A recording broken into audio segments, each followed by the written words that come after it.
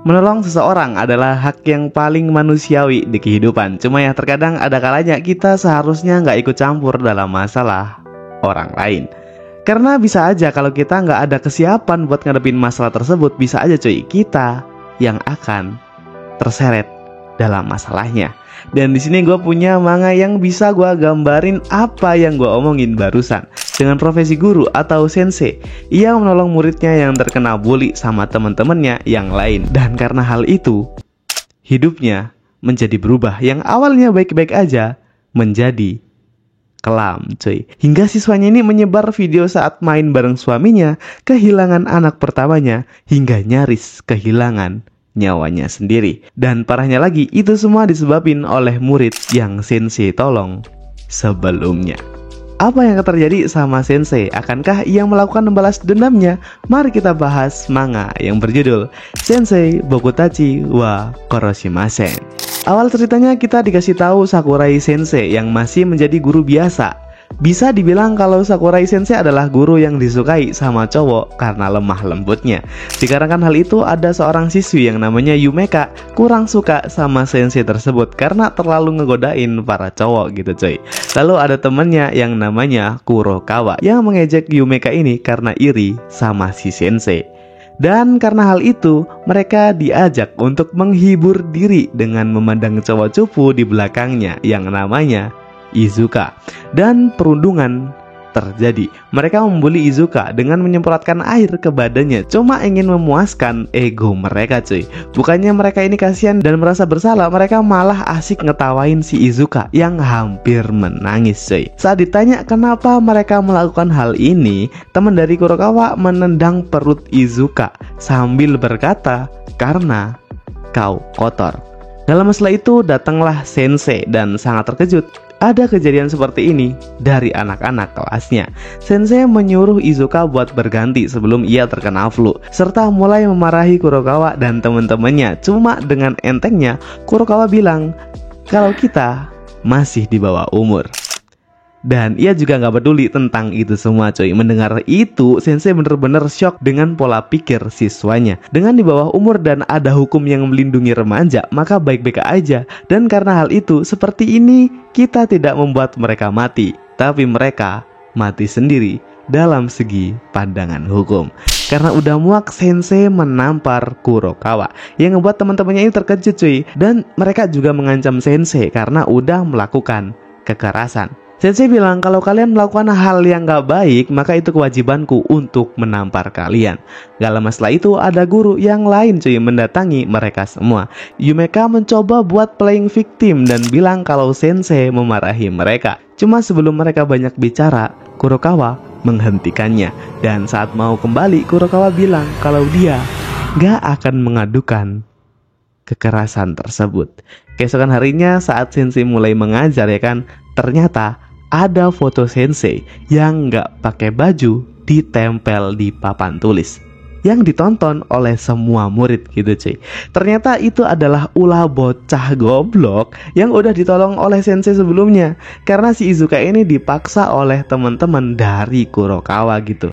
Dengan berpura-pura kuat dan tegar di depan semua muridnya, ia masih tetap memulai untuk mengajar tanpa menghiraukan itu semua, yang ngebuat teman-teman dari Kurokawa ini terkejut karena rencana mereka masih belum berhasil.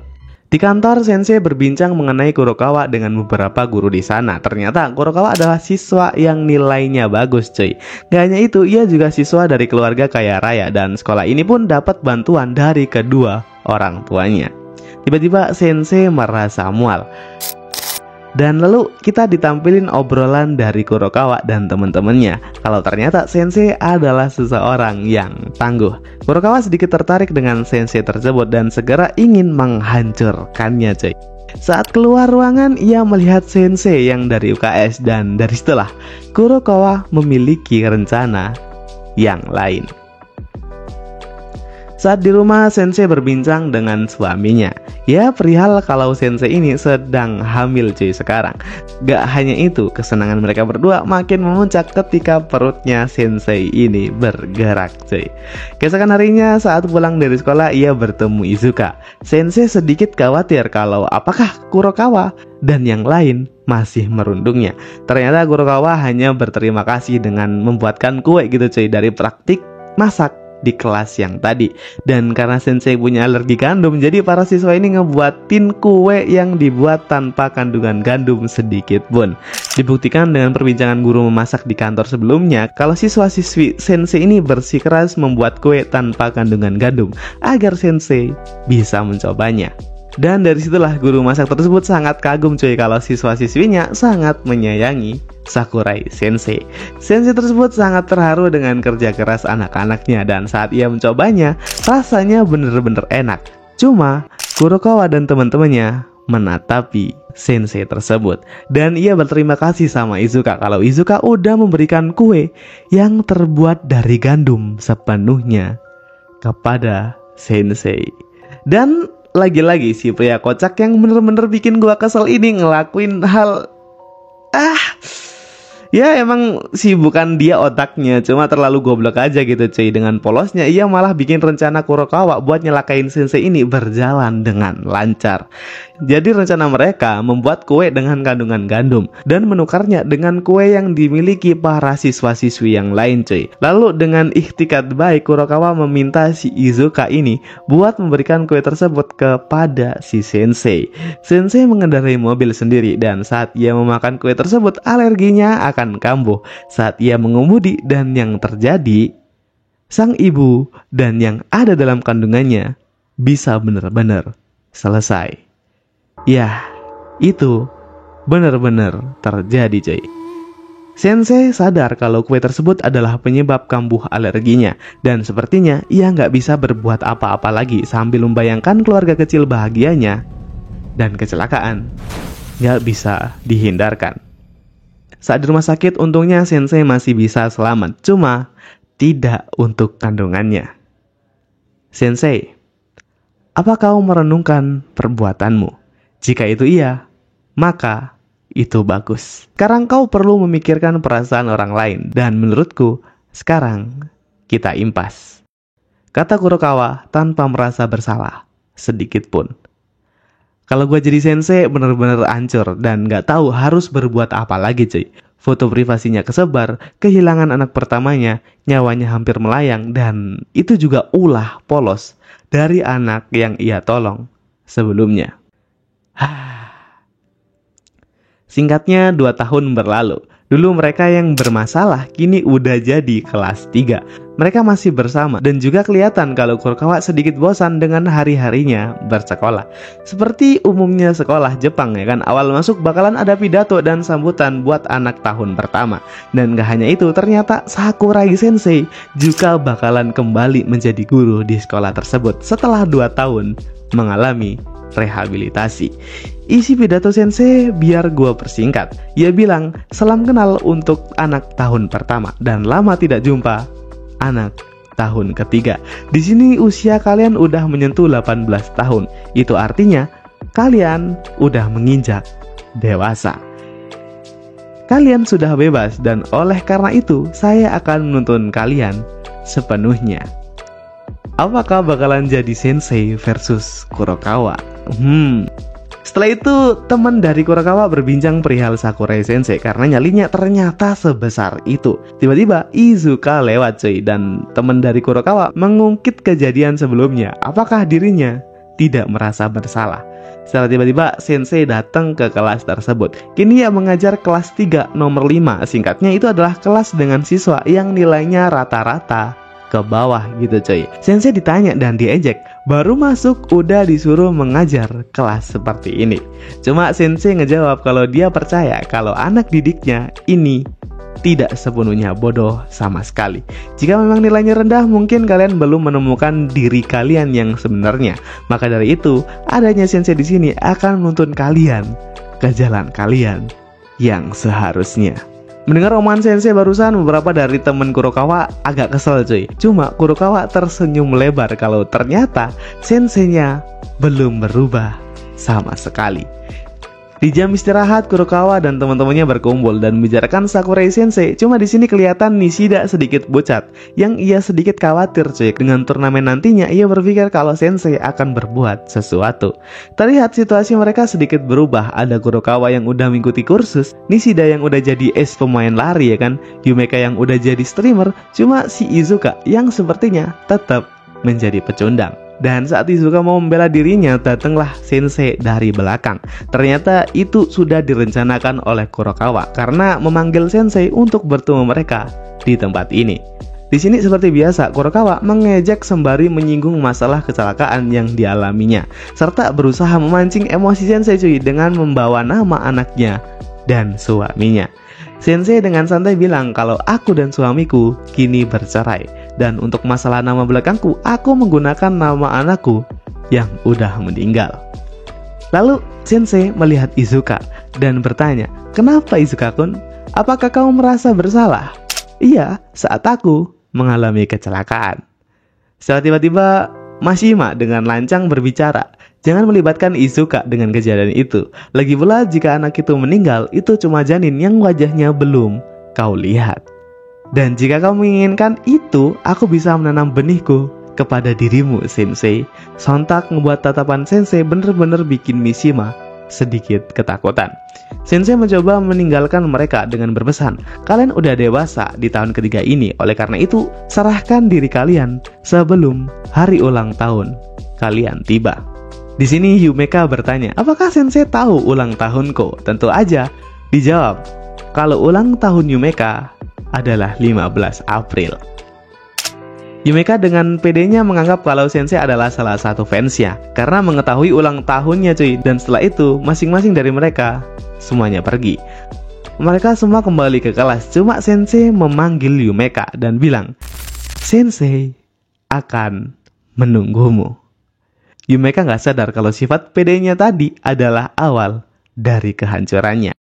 Di rumah, Yumeka live seperti biasa. Ia juga diberi semangat sama para fansnya. Dan tiba-tiba ia mendapat pesan dari sebuah agensi cuy. Keesokan harinya, si Yumeka ketemu teman-temannya dan ia kelihatan seneng banget karena ia dapat surat undangan menjadi sebuah idol dari agensi Star Production. Ia membayangkan dirinya menjadi seorang idol. Cuma dari belakang, surat tersebut dilihat oleh Sakurai Sensei dengan bilang kalau anak yang masih bersekolah dilarang menjadi idol. Mendengar hal itu jelas dong Yumeka marah dan merebut kembali surat yang ia pegang. Yumeka marah dan bilang, "Kau pasti tak ingin aku bahagia, bukan? Bisakah kau jangan mengganggu kebahagiaan orang lain dikarenakan kau tidak bahagia?" Setelah itu Yumeka meninggalkan Sakurai Sensei. Di sini Sensei dengan tenang memberikan surat pengeluaran Yumeka kepada kepala sekolah dan meminta agar kepala sekolah segera menyetujuinya. Dikarenakan Yumeka udah ngelanggar aturan sekolah dan sepatutnya untuk diberhentikan. Setelah itu saat Sensei tiba di kelasnya, ia dapat pesan sepertinya dari Yumeka dan di sini pas banget gitu cuy. Hari ulang tahun Yumeka yaitu 15 April. Ia bilang, "Aku tidak akan menyerahkan diriku, dasar bodoh." Dan Sensei menerima tantangannya. Singkat cerita, Yumeka bertemu dengan produser dari agensi yang menawarinya. Sang produser sangat senang melihat semangatnya Yumeka untuk mengikuti agensinya. Terbukti dengan ia itu keluar dari sekolahnya coy. Dan tanpa panjang lebar, sang produser menawari kontrak dan meminta Yumeka untuk menyetujuinya.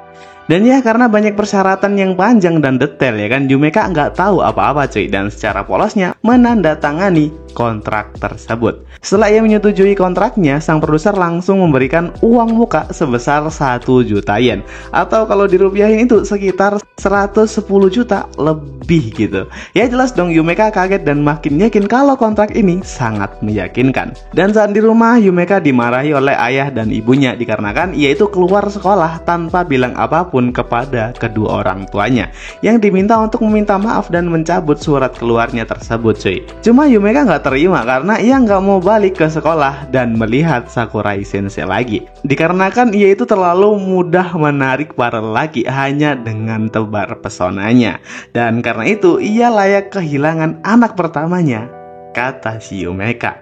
Setelah itu Yumeka tanpa menghiraukan kedua orang tuanya, ia pergi dan bilang kalau Yumeka udah dewasa, maka ia sudah bebas sekarang. Di luar sebenarnya ia sedikit gelisah, cuma ia meyakinkan dirinya sendiri 1 juta yen itu sangat menjanjikan dengan membayangkan ia akan menjadi seorang idol. Selain cewek hedonis ya kan, Yumeka langsung pergi buat berkencan dengan cowok yang kelihatannya tampan. Ia sangat senang walaupun cuma dapat pujian-pujian kecil dari pria tersebut. Yumeka sangat senang cuy dengan pencapaiannya. Ia juga bilang kalau menjadi dewasa adalah hal yang terbaik. Lalu kita ditampilin Sakurai Sensei yang kelihatannya ia sedang membaca berita kalau ada seorang penipu yang mengatasnamakan produser idol-idol terkenal. Dan apakah itu produser yang membuat agensi dengan Yumeka? Kita juga belum tahu. Besoknya adalah hari di mana Yumeka akan debut sebagai idol impiannya. Saat memasuki tempat ia buat syuting, ia sangat senang dan ia membayangkan ia akan menjadi idol yang banyak disukai orang. Ia nggak berhenti tersenyum hingga sampai tempat ia akan syuting. Saat ia udah sampai, Yumeka terkejut karena ada banyak om-om berperut buncit yang tidak mengenakan pakaian.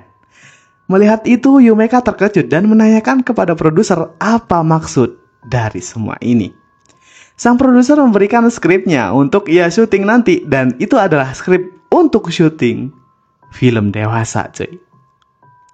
Yumeka marah dan menganggap kalau semua ini penipuan. Cuma si produser bilang kalau itu sudah ada dalam surat kontrak, bahkan sudah ditandatangani Yumeka sebelumnya. Dan jika Yumeka mau berhenti itu bisa aja, cuma Yumeka harus mengembalikan uang 1 juta yennya yang udah diberikan kepada si Yumeka. Gilanya, Yumeka udah menghabiskan uang tersebut dan meminjamkannya sama cowok yang baru ia temui sebelumnya cuy. Kini ia nggak punya uang sebanyak 1 juta yen, dan jika Yumeka tidak bisa mengembalikannya, maka ia harus melakukan sesuai kontrak yang ia setujui sebelumnya. Namun secara tiba-tiba Sakurai Sensei datang. Yumeka terkejut dan Sensei bilang, "Kau mengerti sekarang. Menjadi dewasa bukanlah hal yang mudah dan tidak berisi tentang bermain dan bersenang-senang aja." Yumeka menangis dan ia bilang kalau Yumeka memang bodoh. Yumeka menyesali perbuatan sebelumnya dan ia berterima kasih kepada Sensei karena akan meminta syuting ini untuk berhenti. Sensei bilang, "Membatalkan? Kau tahu, itu tidak mungkin terjadi bukan? Aku di sini hanya untuk berkunjung melihat pekerjaan pertama mantan siswaku sendiri." Yumeka cuma bisa terdiam mendengar itu semua. Tidak lama setelah itu, produser menyapa Sakurai Sensei cuy. Yumeka terkejut dong, apakah mereka saling kenal sebelumnya? Ternyata sebelumnya Sensei ini bertemu dengan produser yang ada di surat Yumeka sebelumnya cuy. Dan dari awal aja Sensei udah tahu kalau ia itu produser video dewasa. Jadi gue persingkat aja cuy, kalau awalnya produser tersebut takut dan tidak akan menghubungi Yumeka lagi karena identitas sang produser udah diketahui wali kelas Yumeka sendiri. Cuma Sensei bilang apakah dia sangat cocok sebagai artis dewasa. Ia sangat ingin sekali mempunyai pekerjaan sebagai idol. Dan jika kau bisa meyakinkan dia untuk menuruti kontrakmu, aku sarankan jangan kau menyentuh Yumeka sebelum ia menginjak umur 18 tahun. Dan jika ia sudah berumur 18 tahun, aku akan bekerja sama denganmu. Dan akan kupastikan itu akan menjadi syuting yang sangat lancar. Mendengar itu Yumeka sangat marah cuy, dan ia bilang kalau ia masih punya masa depan. Tapi sebelum ia selesai bicara, syuting akan segera dimulai. Ya kalian tahulah ini isinya gimana, jadi bakalan gua skip sedikit. Singkatnya, Sensei ini berbincang dengan produser tersebut agar lebih cepat untuk mendistribusikan videonya Yumeka. Jangan khawatir kalau kau akan digugat, karena dia sangat bodoh, maka ia tidak akan melakukan hal itu. Dan untuk semuanya sekarang aku serahkan ini kepadamu, kata Sensei dengan muka datarnya. Keesokan harinya sekolah dihebohkan dengan video Yumeka yang udah tersebar kemana-mana. Terlihat Izuki merasa ini ada yang gak beres cuy. Cuma Mashima dan Kurokawa menertawakan itu semua karena ia gak menyangka kalau idol yang Yumeka maksud adalah seperti ini. Gak lama setelah itu Sakurai Sensei datang dan menyuruh mereka untuk masuk kelas. Mashima ingin memperlihatkan video yang viral tersebut. Cuma dengan wajah datarnya, Sensei menyuruh semua masuk kelas terlebih dahulu. Saat ia lewat, Kurokawa memanggilnya. Sensei dengan senyum kejam bilang, "Kau gak mungkin bertanya kenapa videonya bisa viral, bukan? Karena kau gak mungkin tertarik dengan itu semua." Lalu kita dilihatin Izuka yang baru sampai rumahnya. Ia mendengar ibunya menelpon seseorang cuy. Ternyata ibunya ini protes karena banyak rumor penjijikan yang ada dalam kelasnya. Dan parahnya lagi, ibu dari Izuka bilang kalau Sensei tidak memiliki anak maka tidak mengerti tentang itu semua. Izuka yang mendengar itu merasa sangat ketakutan cuy. Karena ya sebenarnya yang ngebuat Sensei ini nggak punya anak kan ya si Izuka ini sendiri ya kan. Karena ibunya nggak tahu kalau Sensei ini bisa nggak memiliki seorang anak itu karena ulahnya. Dan kalian tahu ekspresi mengerikan Sakurai Sensei bisa dilihat saat mendengar itu semua. Dan untuk kelanjutannya mungkin kalian bisa baca sendiri dari manganya cuy. Awalnya gue udah mau bikin kelanjutannya, entah kenapa malah error atau rusak gitu cuy file downloadnya. Dan ya setelah pertimbangan panjang, ya sepertinya gue udahin sampai di sini aja. Karena setelah gue baca manganya sampai chapter 14 ya kan, Sakurai Sensei ngasih balas dendamnya, cuma bener-bener perlahan dan gak fokus ke satu orang aja. Malahan nambah beberapa karakter seperti ceweknya Izuka dan ibu gila ini. Buat yang penasaran, cus kalian baca manganya. Kalau nih video rame mungkin bisa gua pikir-pikir bikin lanjutannya. Soalnya bahasa Jepang ya kan. Jadi ya mungkin segitu dulu, sorry banget gua nggak upload video akhir-akhir ini dikarenakan gua hampir ke isekai ya kan. So, gue Ramstaku. Thank you. BTW, jangan lupa subscribe cuy.